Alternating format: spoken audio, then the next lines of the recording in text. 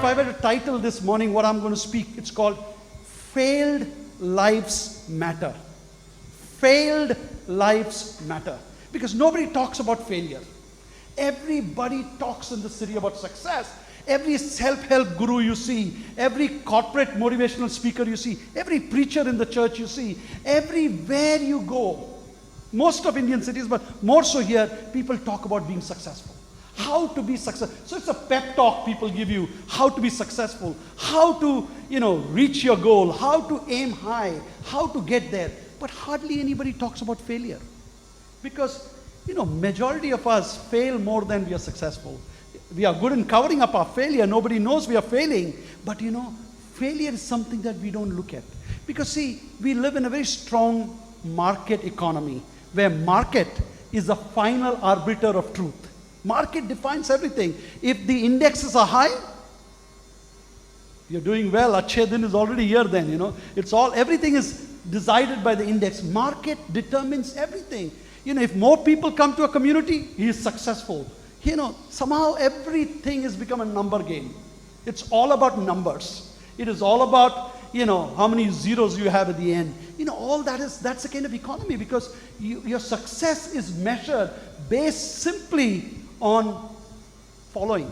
How many likes you get? Sadly, that is what has been reduced to. And sometimes when you live here, you don't realize that, because you're in the midst of everything, that everybody is into this pursuit. You don't step back and look what I'm doing. It's nice to come back to Bombay and you become more reflective of how you lived here, because sometimes when you're caught in that whole whirlpool of pursuit, you forget what is it. You are not able to step back. It's so subjective. You're so immersed in the whole process, you're not able to see what is it. I live in a very rural community. We live in a 20-acre place where we have lots of coconut trees. I'm from Kerala. I love Kerala because, once you are from that, I grew up here, but as I get older, I'm realizing that I'm becoming so much more Malayali than anything else. So we live amidst coconut trees and mango trees and things. It's beautiful to live in farms. And I begin to realize I find it difficult to live with lots of people kind of thing. So when you come back here, you're able to have a better perspective. You can be more objective. You're able to see things more objectively. But when you live in this, it's very difficult to be objective. You're so much part of the whole system that you're not able to see it. So this morning, I want to talk about failure. One of the biggest fear all of us have is to fail. We don't like failing. It paralyzes us. We freeze at the very thought of failure. Because, somehow a lot of Indians don't take a lot of risk. Indian scientists are known to take very less risk simply because they are afraid of failure. Don't we say in Bombay, chala hero banne? You say, he's come, chala hero banne. We say people, look at him, shakal to dekho iske. Look at him, what does he, can he ever make it kind of thing. And this is what people say because we are so afraid of that. There is fear. That fear grips us. And sometimes when we fail, we are so terrified. People just end up their life completely. They don't want to move forward. They get so discouraged. They lose the courage to move forward. They are caught up in a rut. When you come here with the water and slush, a rut is formed. Often in the old times, today we have better cars and things like that. In the old times, the tire gets into one of those ruts. You can press the accelerator how much ever you want. You are just stationary there. You are caught in a rut. When you're caught in a rut, you're not able to see the sky at all. And so sometimes life becomes like that. So I want to read a passage, in everything you read a great text that you get inspired by. The text is from the Gospel of Mark, reading chapter 14. Gospel of Mark, chapter 14, reading verses 66 to 72. This is a very famous passage. Most of us know this passage. Whoever been at any length of time being a follower of Christ know this particular passage. Mark chapter 14, verses 66 to 72. Let me read it for you. While Peter was below in the courtyard, one of the servant girls of the high priest came by. When she saw Peter warming himself, she looked closely at him. "You also were with the Nazarene, Jesus," she said. But he denied it. I don't know or understand what you're talking about, he said, and went out into the entryway. When the servant girl saw him there, she said again to those standing around, "This fellow is one of them." Again, he denied it. After a little while, those standing near said to Peter, "Surely you are one of them, for you are a Galilean." Immediately the rooster crowed the second time. Then Peter remembered the words of Jesus had spoken to him. "Before the rooster crows twice, you will disown me 3 times." And he broke down and wept. Wow, what a passage, isn't it?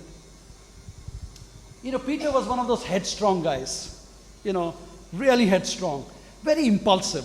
Extremely impulsive. He was a salesman delight.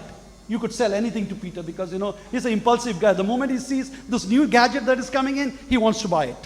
You have guys like that who are very quick. iPhone 7 is out. The moment it lands here, there are guys who will buy it because, they may not need a phone, but they're impulsive by nature. Peter was extremely impulsive by nature. He saw Jesus walking on the water, he jumped in the water. I also want to walk, kind of thing. And he takes his eyes off Jesus and he begins to sing. He was a headstrong follower. He is the life of any party, okay? If he comes into a room, he's lively. He's a bubbly character, very sanguine, very, full of life. That's the kind of person he was. And Jesus told him, "You will deny me." He said, "No, I will never." He was so confident. Rather, he was overconfident. He's a typical guy of Mumbai city. Extremely overconfident. "God, I will never deny you. I will never give you up. I will follow you. I'll be absolutely loyal all the days of my life." That is the kind of Peter. Is that, so many of us are like Peter. He's so typical kind of person. And here he is. He wanted to be close to his master. If you study John and you see how John chopped, when Jesus is arrested, somebody takes off Jesus' ear, he's ready to fight. He's ready to fight anything. He'll take off your ear completely. That's the kind of person he was. So, here he is. He wanted to be close to his master. As Jesus was up in the upper room going through this trial, Peter was on trial in the courtyard down because he was close to Jesus. He wanted to see what was happening to his master, to his mentor. But here he was. The overconfident Peter, one of the little girls identified, little kids identify. They have great sight. They identify people. You say, "Weren't you with that guy?" He said, "No way. I was never there." You look at it, he was, many people say, why did he do that? It's plain fear. He was so afraid. He was very afraid to say that he was part of this group as such. And, so he was caught between fear and fidelity or faithfulness. He was caught between fear and fidelity. He plumps for fear and says, "No, I was not." He was caught between loyalty and security. He plumps for security. He doesn't want to be loyal. That was the kind of situation he was. He wanted to save his own skin. He didn't want to identify. Many of us sometime in that situation would have done the same thing. But Peter, here he was caught in this particular situation and he denies it completely. Failure. He had failed publicly. It was one of those public failures. He had failed miserably. It was a tough failure, so it's no wonder he wept. When you analyze failure, look at failure. Sometimes failure defines us. You hear people say, "Oh, I know him. Didn't he do that thing? He deserted his wife, abandoned his children. Or, he is the guy who did that thing. This is the guy." Because failure tends to define us. We are known by our failure. You can do so many right things to a person, but do one wrong thing. They will not think the good things you have done ever. They will define you by one single wrong thing you have done. You are defined like that. People tend to say, "Oh, I know him. He did that," correct? That is the first thing they remember. It defines us. In a honor and shame culture, we live in a very strong honor and shame culture. Here, people are more transparent, Bombay. But as you go south, where I live, the family name is big. You come to Kerala, family name is give. What will the family say? If you do, they cover up so much. They're afraid of the family name. Family name is so central. So it's a honor and shame culture kind of thing where we are afraid. What will they think about my dad? This whole connection about what will people say about this. So we try to protect that because we are defined by failure. Sadly, people define us by failure. They say, "Look at him. He failed miserably. So that is what was one of the things. Peter had a litany of failures. If you look at Peter's life, he failed so many times. Every time he failed, he quit and went back to his business of fishing. But this was not one of those failures. This was an emphatic, blasphemous failure, because he had aimed very high. When you aim very high, when you have very high ambition, when you don't achieve that goal, or when you fall, it's very traumatic. That is the reason many people have become very smart. They don't say what they want to become. They hold it close to their chest. They say, if it's will of God, this will happen. Little kids will still say, I want to be a pilot, I want to be a neurosurgeon, all of this. They are confident in saying whatever they want to say, because we don't hold kids to accountability. But as you grow up, you're very careful. You hold it to chest, because people will say, Chala hero banne. So we are so careful about what we say. So because that defines us. So when you aim high, there's nothing wrong in ambition. But when you aim so high, when you fall down, the pain is far higher. And that is what happens sometimes. And people are afraid because of that. It grips you. That kind of fear grips you. So when we analyze failure, we are afraid of it because we don't want to. We don't want to tell people. There are many failures that we have that, it's not public. It's our own inner struggles. Our own inner demons, the elephant in the room kind of thing, situation, where we fail. Periodically we fail. But we can't say these failures as such. We can't talk about these failures. But we know as we sit through this, we struggle with certain things that nobody knows. Nobody knows about these things. So there are certain kind of failures that are inner failures. And that defines us, and that causes us a lot of fear as we go through, so that kind of failure. So when you analyze fear, as you look at Peter's life, as you analyze, he had a lot of failures. But this was the biggest failure. He was defined by this particular failure. Now it's very interesting.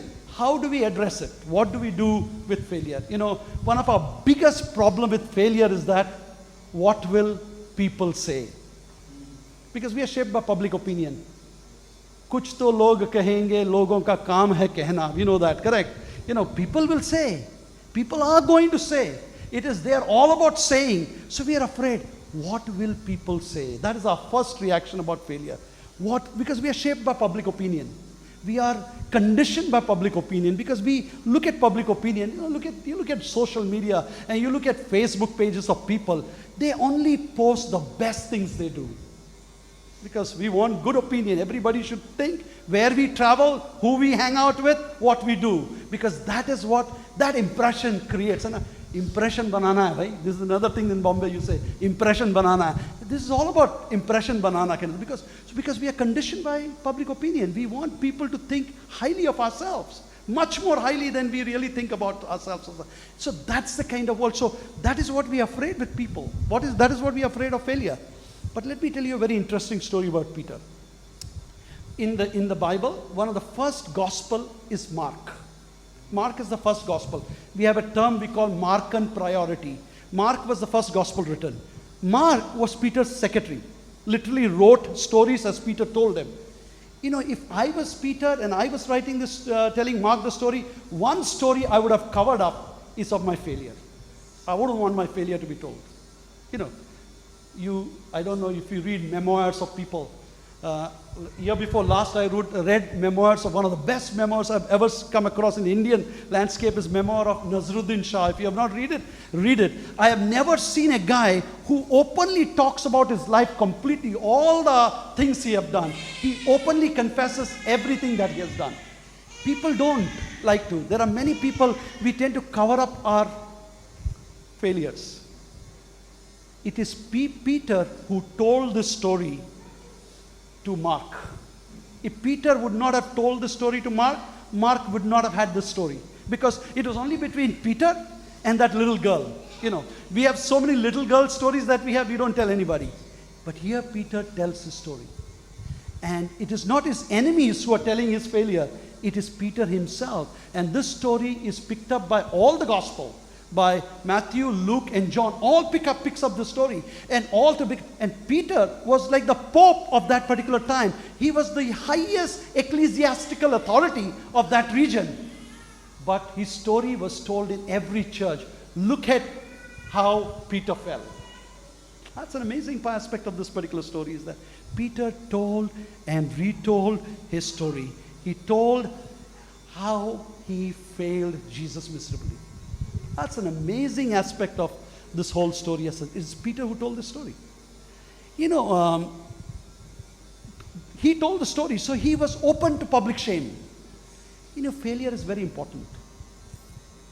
Having failed and let people know that we have failed sometimes is very critical. J.K. Rowling, all of us know J.K. Rowling, Harry Potter and things like that. She spoke at Harvard Business School. You can see this particular video that her topic was fringe benefits of failure. Okay, this is what she says. So why do I talk about benefits of failure? Simply because failure meant a stripping away of the inessential. I stopped pretending to myself that I was anything other than what I was. Failure gave me an inner security that I never attained by passing examinations. Failure taught me things about myself that I could not have learned any other way. When you fail, you hit rock bottom. I'm into a lot of construction. When you construct, the first thing to put the foundation is to see the rock bottom. When you hit the rock, you begin to lay foundation as such. Foundation is very important. If you don't have a strong foundation in a building, you can put all the makeup to the building you want and keep it, may all look very impressive. But very slowly you'll see air cracks. You'll see that if you're not done your sunshade well, you begin to see it leaking kind of thing. You have leaking. So foundation is central. We don't tend to spend a lot of money on foundation because nobody sees us. After all, nobody knows what is underneath kind of thing. So many of our buildings are made with very low foundation. That is the reason several years ago when Gujarat had an earthquake, a lot of building collapsed because, builders don't put foundation. They don't emphasize on foundation. Foundation is not important. But if it's not important, you begin to crack.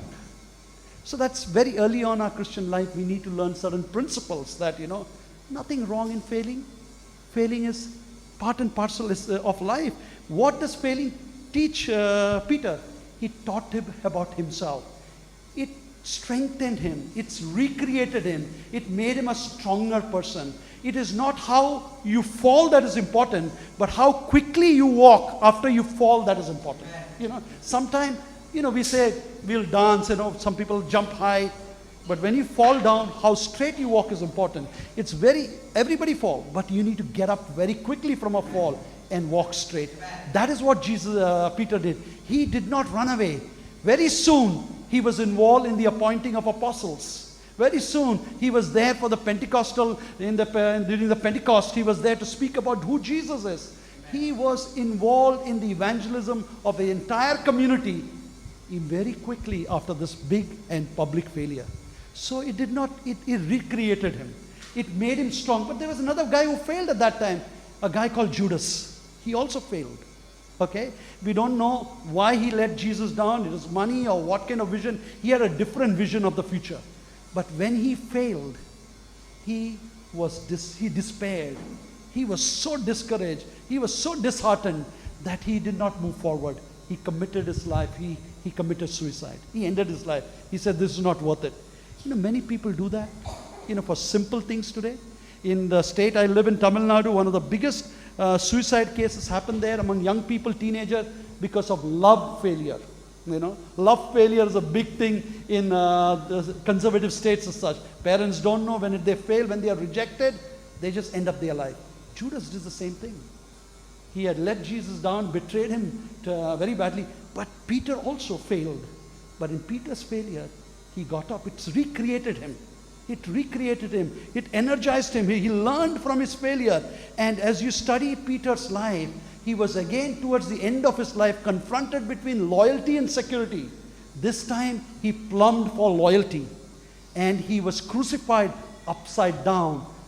Much more severe than his mentor was crucified. He was crucified upside down. This time he says, my fidelity, loyalty lies with the master, with my mentor. I will not give up. And he dies. So failure teaches us many lessons. It teaches us many lessons. As I said, we hit rock bottom. We learn lessons that we need to build stronger foundation. It's okay to fail.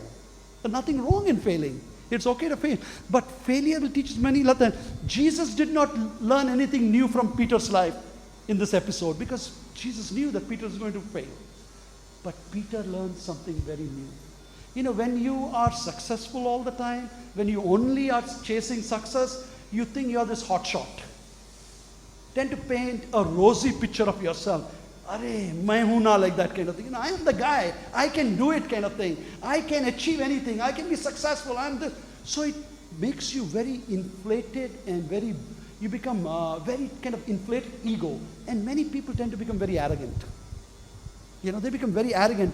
You know, so what happened? It inflates you completely. You don't realize what success does. So periodical failures, it's important that you begin to realize who you are. You begin to realize who you are. It's very important sometimes to realize who we are. Success does not help us realize who we are. When we hit, because we don't have time. You know, we don't have time to think.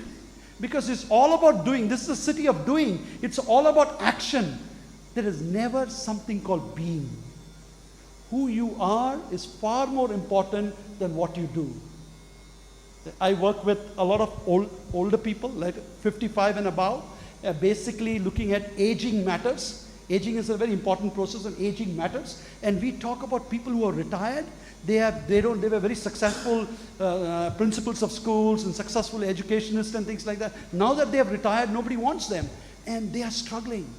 Because if you don't build character very early on in your life, if you don't invest in character formation, when you don't have much energy as you get old, you struggle with yourself.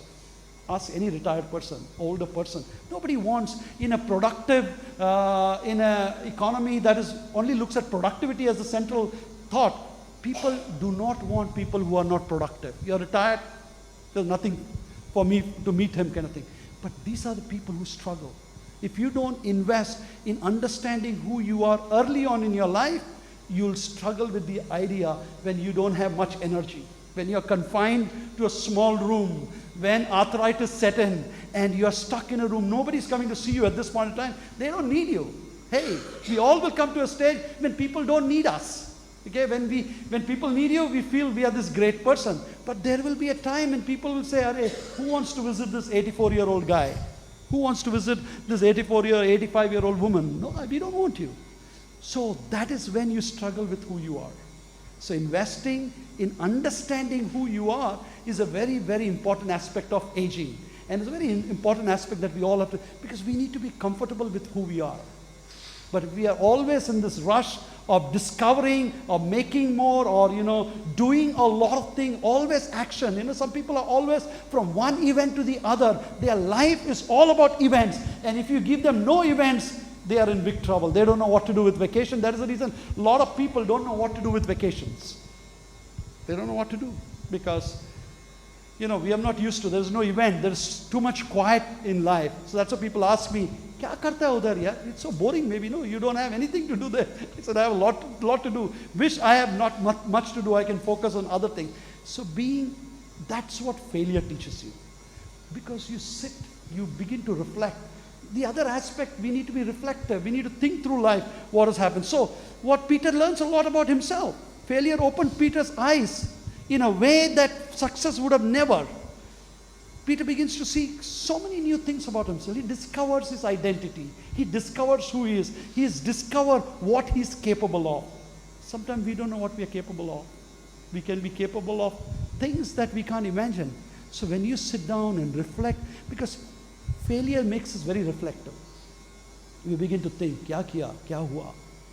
How can we change this? How can we alter these things? So failure does teach us that as a. So, as we reflect on how do we overcome failure, as I said, let us not be shaped by what people's opinion. Somehow we think, oh, people are always thinking about us. They don't. They have other things to do. We think, oh, they always think about us. They may be always, thinking, how we messed up so badly. Arey, kya hua, kya kiya isne? They don't have time. People are not thinking. The people are not always focusing on. But we are not able to get out of that rut because we are always thinking, what is he thinking? So don't be swayed by people's opinion. People's opinion can change anytime, anyway. When you're doing well, everybody will flock to you, but the same people will drop you dead when you fail. You can see it in all these areas, in Bombay very well, that is such. So don't be shaped by, also begin to know who you are and who God is. You know, for God, He loves failed people. He loves lousy people, lousy Christians. You know, in our relationship, in our understanding of love, we only love people who are successful, who we like to hang out with. God doesn't look at like that. He doesn't look at externals. We look at a lot of externals, isn't it? We don't look at the heart. God looks at, it is not our action, our right action or right ritual. It's the purity of heart. He looks at the pure heart. That is the reason, as we sang the song David Dance, you study David's life.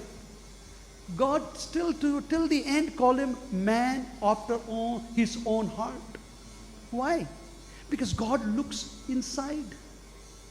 He looks through the purity of heart. That is how God looks. God knew Peter is pure in his heart.